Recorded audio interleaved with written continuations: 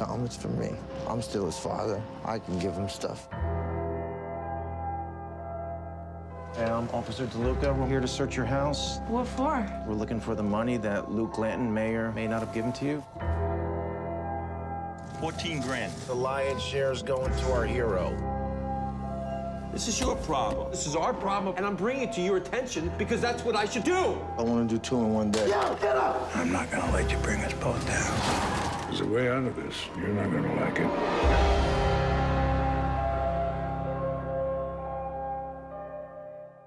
Now, when it comes to casting, I mean, you worked with Ryan before. I mean, was he always a shoe-in for this part? I was having dinner with him in 2007.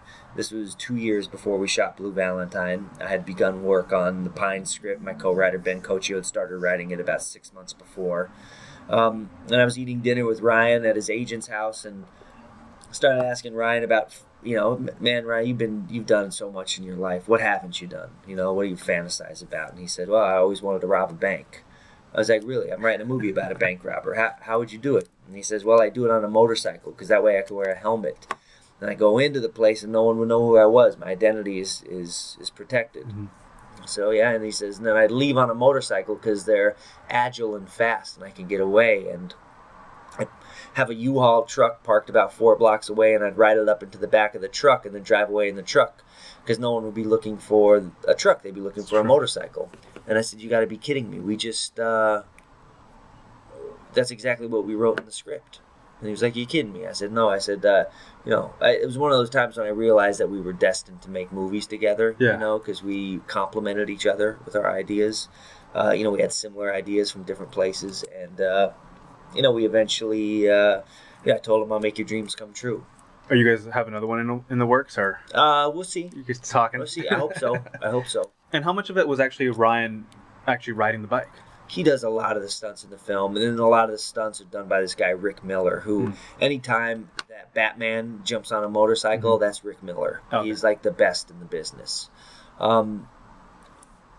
Rick, there was some certain scenes on Pines where I wanted to shoot a lot of the movie in single takes because I felt like if Blue Valentine was known for its frank take on sexuality, this film should be equally honest and authentic. Mm-hmm. And my reference points for the action scenes, it was not other movies. It was America's Wildest Police Chases and Cops, So there were certain scenes that Ryan had to do. I couldn't put a stunt double in. There was one scene where he had to rob a bank in one take, get out of the bank, jump on a motorcycle, start up the bike, go out into traffic, be chased by a cop, and blow through an intersection and narrowly avoid 36 cars. So he had to train for that. So 8 weeks out, he went to a lesson with Rick Miller and spent all day with him. And at the end of the day, I said, Rick, how did he do? Tell me on a scale of 1 to 10, where would you rank Ryan? And he says, he's about a 3. And I said, it doesn't sound too good. And I said, okay, well, if you work with him every day for these next 8 weeks, realistically, what's the best he can do? He says, maybe 3.5, maybe 4. He says, look, this is a lifetime. You have to commit to this for your life to be good at this. Yeah. I was like, okay, there's nothing else we can do. Just train him. Just do what you can do.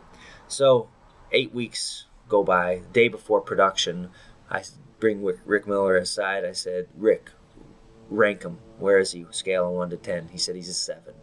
So that speaks to the magic of Ryan Gosling, his ability, his belief in himself, and his talent.